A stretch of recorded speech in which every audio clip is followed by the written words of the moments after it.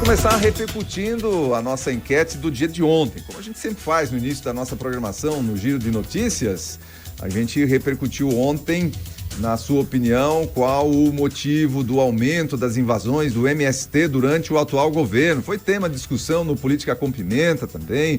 O Barreto e o Cassiano Schneider debateram aqui, explicaram. O Barreto sempre com o ponto de vista também ligado à área jurídica, dando aquelas explicações que são importantes para a gente entender o contexto não só político, mas o contexto jurídico envolvido em determinadas situações. E a gente pediu para você, na sua opinião, qual o motivo então do aumento das invasões do MST durante o atual governo? Olha, com 93,4% das pessoas que votaram disseram que é estratégia do próprio governo contra a propriedade privada.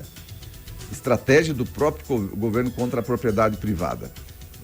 O pessoal tá ligado o que é, quais são os princípios, né? Qual é a cartilha do socialismo, do comunismo, o pessoal tá ligado. E combater a propriedade privada certamente é uma delas. E o pessoal está muito ligado aqui, 93,4% dizendo que é uma estratégia do próprio governo, deixando, sendo leniente, fazendo de conta que não está vendo, não fazendo nada por parte do executivo aí para conter essas invasões. 93,4% dizendo isso. Depois nós temos os percentuais menores aqui, até para pegar exatamente qual o percentual. Olha só. Nós temos 3,9% dizendo que a falta de compromisso do governo com a reforma agrária que leva a essas invasões, e outros 2,6% dizendo que há a possibilidade do governo promover uma reforma agrária efetiva, ou seja, que através das manifestações e das invasões, na verdade, de terras, eles vão forçar o governo a fazer uma reforma agrária efetiva. Então, foi esse o resultado da nossa enquete do dia de ontem. A gente agradece muito as pessoas que participam, interagem com a gente, compartilham a nossa enquete. Faça isso também com a enquete do dia de hoje, que está pedindo para você aí. Você já tem ou já teve alguém da sua família envolvido com o consumo ou com o tráfico de drogas? Até para a gente entender isso aqui do ponto de vista da nossa sociedade, das pessoas que participam aqui da nossa enquete. Estamos falando de Timbó porque a Prefeitura de Timbó recebeu o selo ouro em transparência pública pelo seu portal da transparência em 2023. A certificação foi dada pela Associação dos Membros dos Tribunais de Contas do Brasil, a Atricom. O município está entre as 6 melhores cidades do estado e em primeiro lugar na região do Vale Europeu. São mais de 8.000 entidades avaliadas. Para avaliação dos portais, pelo menos 100 itens são analisados, levando em consideração a disponibilização de informações relacionadas a receitas, despesas, licitações, contratos, entre outros. O reconhecimento reforça o empenho da administração municipal em manter elevados seus padrões de controle interno e transparência, o que, de certa forma, fortalece o vínculo de confiança com a comunidade. Pois é mais uma premiação aí que Timbó está recebendo durante a gestão do governo do atual prefeito. Inclusive, daqui a pouco, às 7h20, nós teremos aí a presença do prefeito Jorge Krieger, que pode certamente falar mais alguma coisa para a gente a respeito dessa premiação, mais uma premiação importante ligada à transparência que Timbó acaba de receber. Olha, com o mercado de olho no Fed e no risco fiscal brasileiro, o dólar tem quinta alta seguida e ultrapassa 5,26 no dia de ontem. O dólar teve um avanço de 1,61% nesta terça-feira, encerrando o dia cotado a R$ 5,26, quase 5,27, e chegando a flertar com o nível de 5,29 durante a manhã, atingindo uma máxima de 5,2875.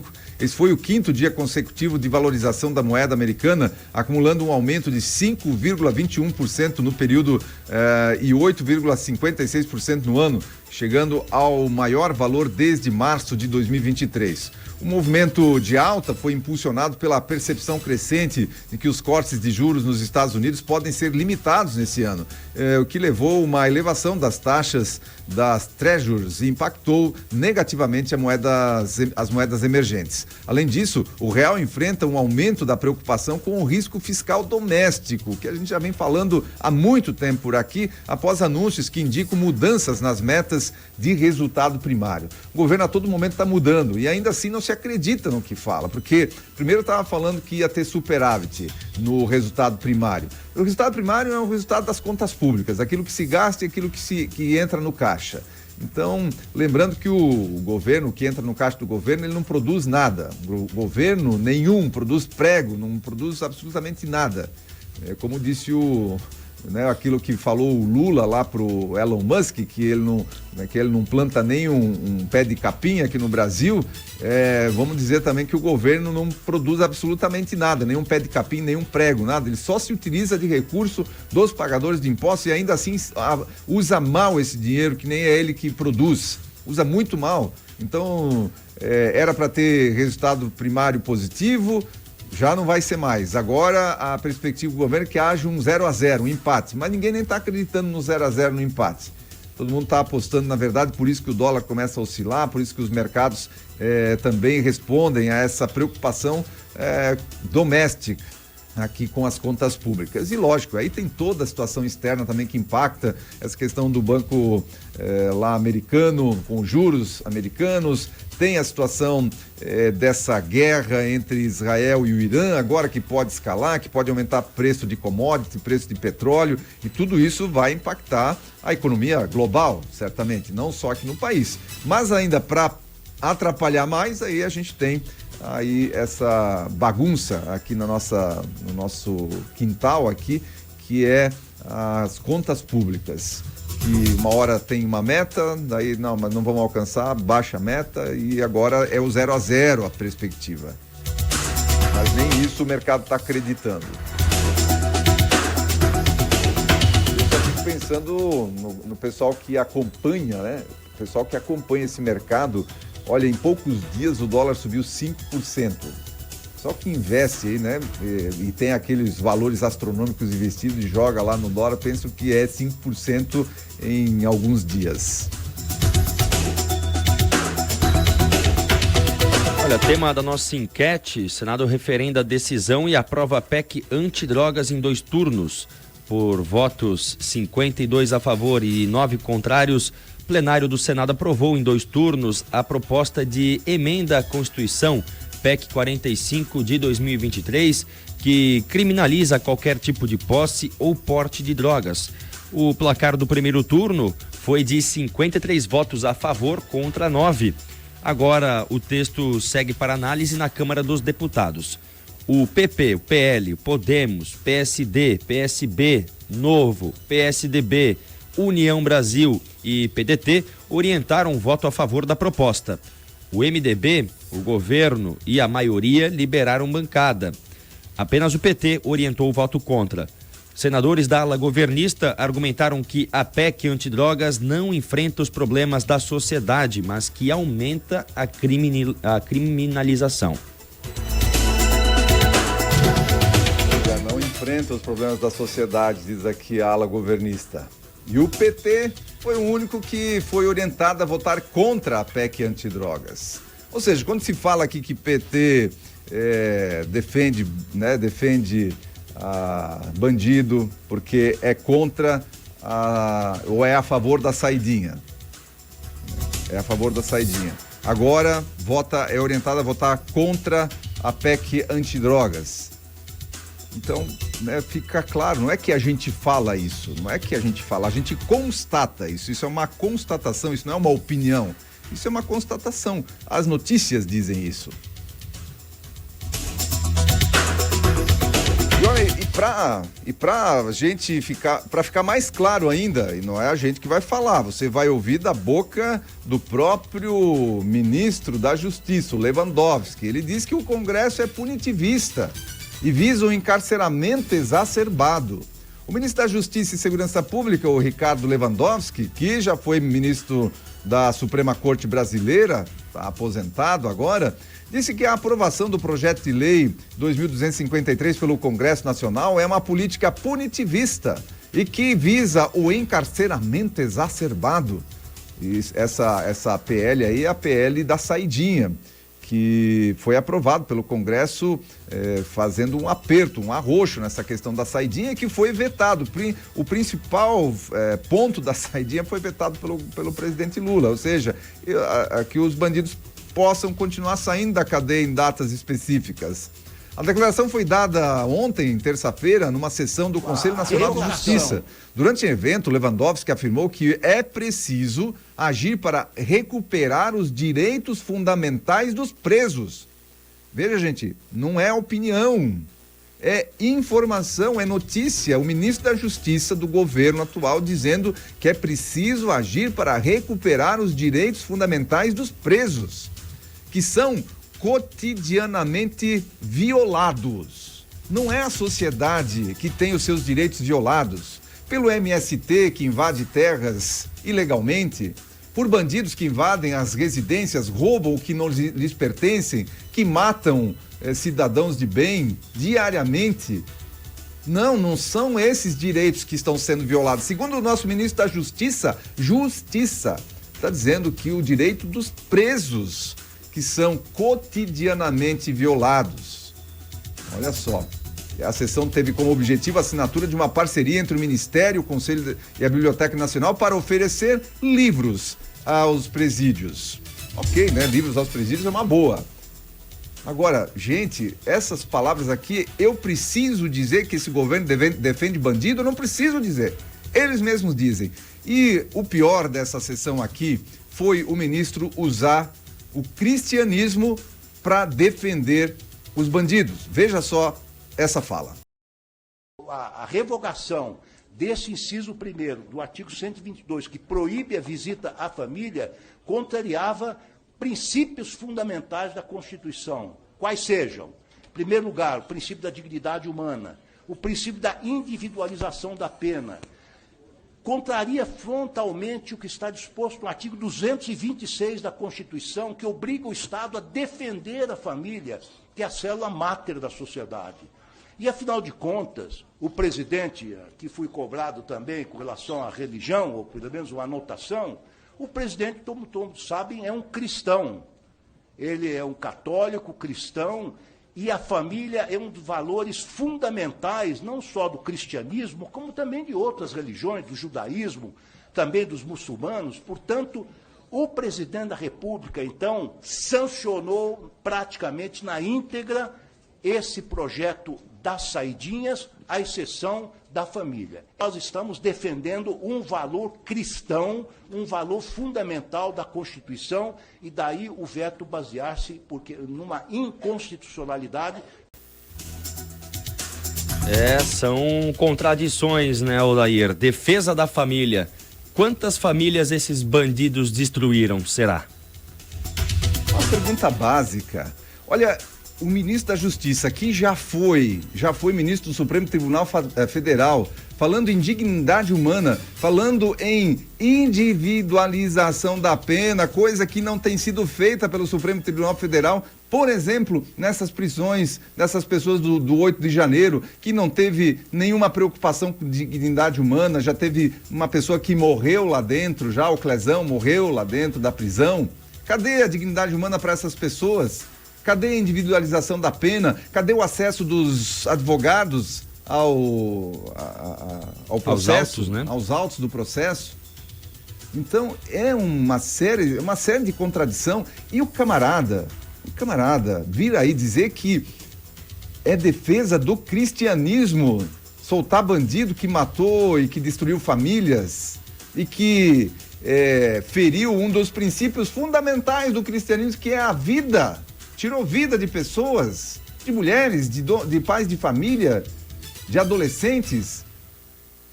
Não tem cabimento, a gente não precisa nem comentar, é só você ouvir e ter a mesma indignação que eu estou tendo aqui.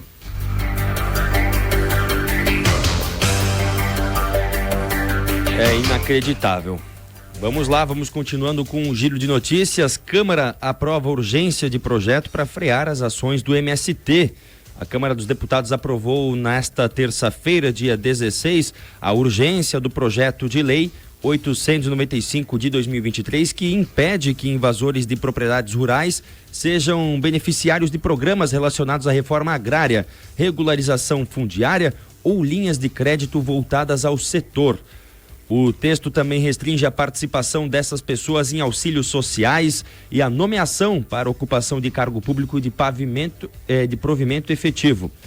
Além disso, proíbe a nomeação para ocupação de cargo em comissão ou de agente político na administração pública, direta e indireta, de quaisquer dos poderes e instituições públicas da União, ficando vedada ainda a contratação com o poder público, de forma direta ou indireta. A aprovação ocorre em meio a recentes invasões promovidas pelo MST no Abril Vermelho. Na segunda-feira, dia 15, o MST divulgou a marca de 21 invasões de propriedades.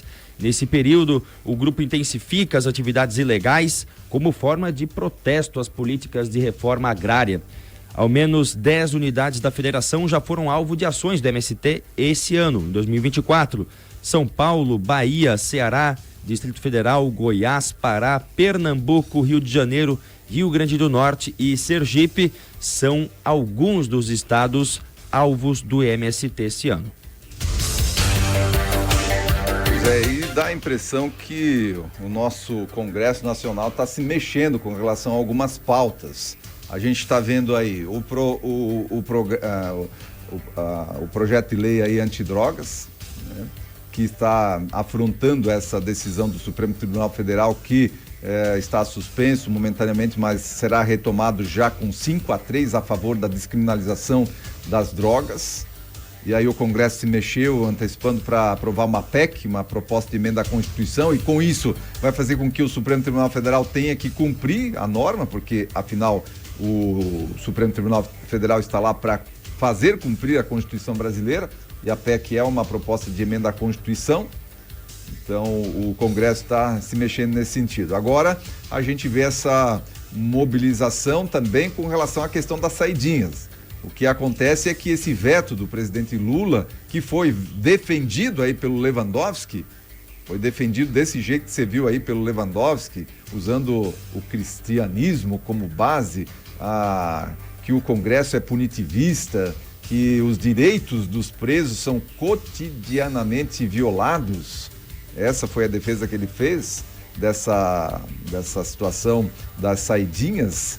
O Congresso deve vetar, aliás, deve derrubar o veto, né? Deve derrubar o veto do presidente Lula das saidinhas. A gente vê uma outra mobilização forte agora com relação ao MST. Ou seja, depois dessas invasões, desse aumento das invasões, do Abril Vermelho, em que o MST com orgulho anuncia mais de 20 invasões durante o mês, o Congresso está agindo no sentido de apertar o cerco contra o MST também, que faz as suas invasões ilegais, né, que retira o direito à propriedade privada, que é um outro direito sagrado, né, da nossa Constituição. Enfim, nós estamos aí com essa situação dessa guerra, não só de narrativas. Aqui a gente vai muito além da guerra de narrativa, a gente vê as coisas acontecendo realmente, efetivamente no âmbito jurídico, né? No âmbito da legislação. E como o Barreto colocou ontem, muito bem colocado, eu gosto muito, né, dessa análise sempre do ponto de vista jurídico, colocando o que pode e não pode ser feito diante da lei, da legislação, do que os nossos códigos prevêem. E ele disse que a nossa Constituição deixa uma brecha para essa questão da invasão de terras aí, quando diz que as propriedades têm que cumprir o seu papel social, dentre outras questões que elas precisam cumprir. E é esse tipo de coisa, o legislador não se apercebeu na hora lá ou se apercebeu, claro, né? Quem elaborou a Constituição sabia o que estava fazendo, mas naquele momento não se dava conta das consequências que isso poderia ter. E agora as consequências estão aí. Então, o Congresso parece que está se mexendo, parece que está fazendo alguma coisa. Pelo menos ultimamente aí tem tem aprovado algumas legislações importantes que a sociedade tanto anseia. Então esperamos que continue dessa forma, né? Continue dessa forma.